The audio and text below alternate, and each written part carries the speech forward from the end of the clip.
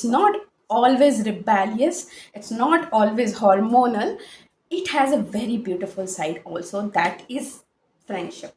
Hello people, how are you all? Welcome back to my channel. I know it's been a very long gap, but I had been busy. So today I'm going to review a book. And this is not an exaggeration, but a lot of good things happened to me in the year 2025, and this book surpassed all that. Well, people who have been here before, welcome back, and people who are new, welcome. This is Mansi from Readers and Creators. So, the book I'm going to talk about is My Friends by Fredrick Backman. So, people who are here on my channel for a long time, they know I'm a huge, like mad fan of Fredrick Backman. But if you are new, just let me quickly brief about Backman. He is a Swedish author, and I read all the translations, obviously. And he writes in Swedish, and most of his books are translated by Neil Smith. This is also translated by Neil Smith. And Backman is known to write around the themes of mundane life, of routine life. So when a reader reads the books, the stories of Backman, it's very relevant. It's like the life that happens to us, written in very artistic and incredible forms in a book. So without any further ado, let me just quickly give a review of this book. So the story starts with a painting, an auction held in a venue that is church, and a homeless girl who breaks into that venue. So from the very first page, you will be intrigued, like a girl breaking into an auction venue of greatest paintings of all time. And our first thought is she might be an activist who want to ruin the painting, who want to just spray candle. And the narration done by this girl, that is Louise, is also just motivating that thought of the reader that she is there to sabotage the painting. But what happens next will just make you more curious about this whole story. The description of rich people, elite class, done by Backman is so hilarious. And if you have been into a place like a theater, like art exhibition, where people are, maybe they are actually feeling it, or maybe they are just pretending to know it all and like taking a wine glass in their heads and be like very observant.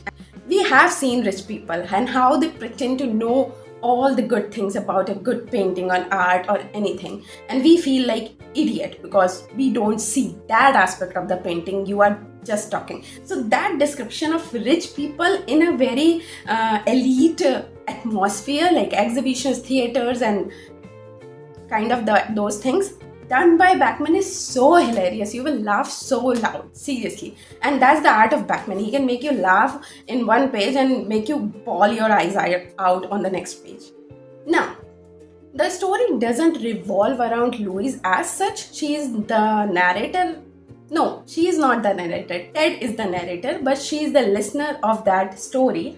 And the story is about 5 friends. That is Ted, the artist whose painting was at that auction, Ali, Jor, and Louis, the fifth one.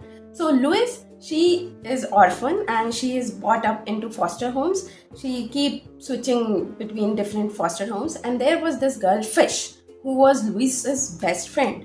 But then Fish died. So Louis ran away from the foster home.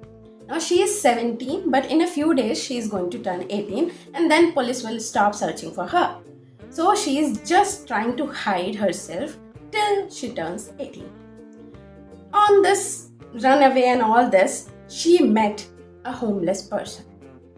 And there was some eye exchange, there was some silent conversation, because both Louise and that homeless person is an introvert and they don't like people touching them and talking to them.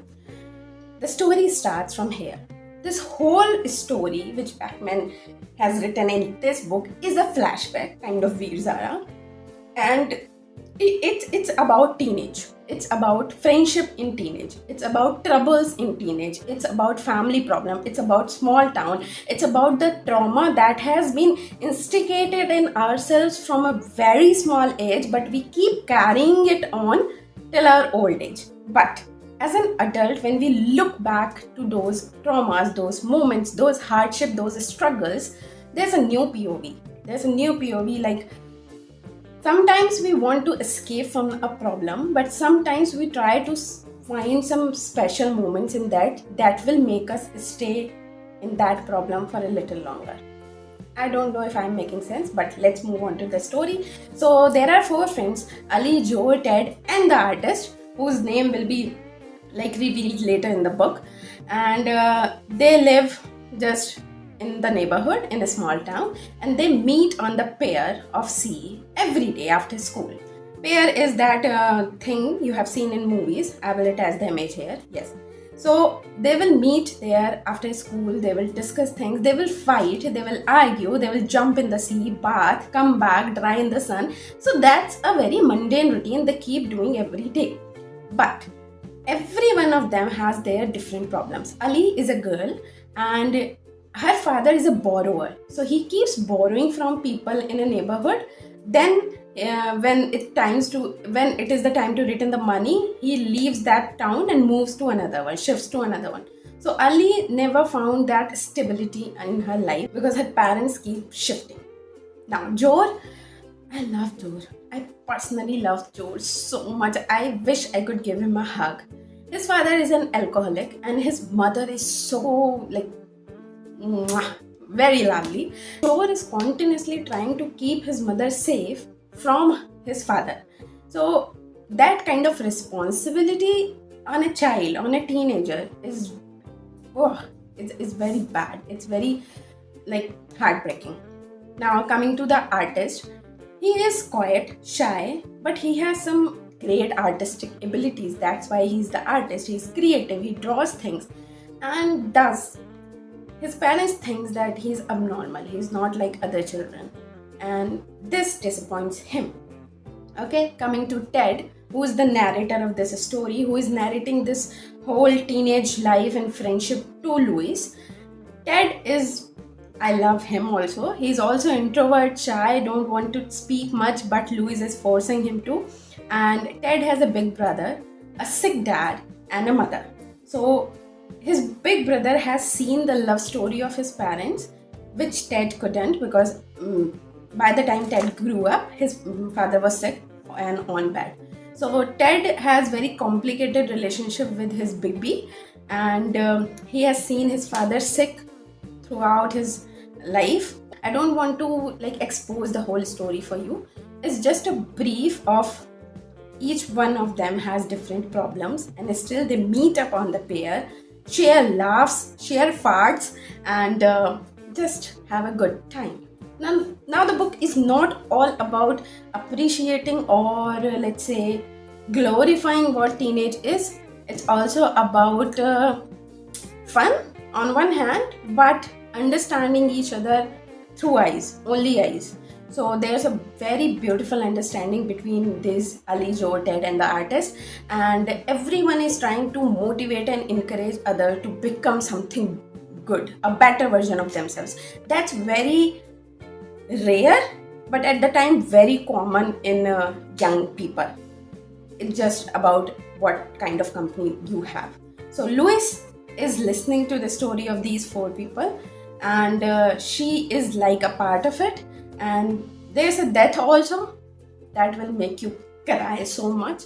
And there's a feeling after finishing this book that you get to unlearn a lot of things from your young life. A lot of things. You will like see your teenage years from a very new perspective, and you will forgive yourself for doing what you did and for not being able to do what you wanted to do. Like we all have plans for our lives. We wanted to do big things when we were teenagers. We had built this whole empire. We will do that, but we couldn't because of our circumstances, because of our family situations, financial situations, etc., etc. We don't need to regret that.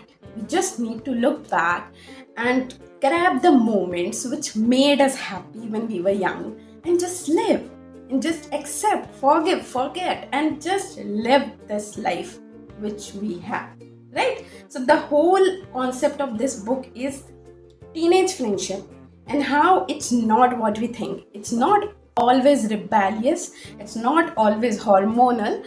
it has a very beautiful side also, that is friendship. The most pure kind of friendship you will have in your teenage years. Okay, so this book is lovely, and let me just quickly finish this review by telling you 2-3 more points about this book. That is, yeah, Backman said adulting is just a facade pretending we were our real selves when we were young.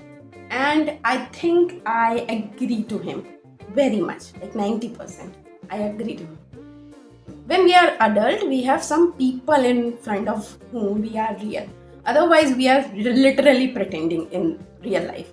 And life is all about moments. It's all about moments. It's not about your 16th birthday. It's not about your sweet 16, 18th or anything. It's about moments. That particular moment on noon when you and your parents were lying and you shared a laugh. You shared a laugh, a big laugh. For 15 minutes you were laughing. This moment will remain stuck in your brain until you die. So life is all about moments, and that's very freaking true. Read this book to develop or change the perception of your teenage years in your own eyes, not in anyone else's.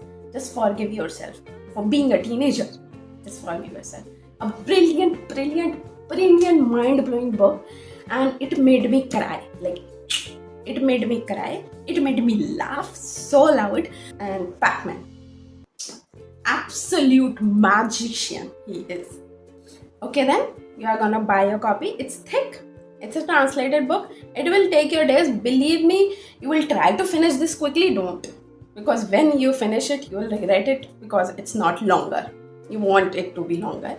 And yeah, till then, keep reading. Be happy, be safe. Read this book. Bye bye.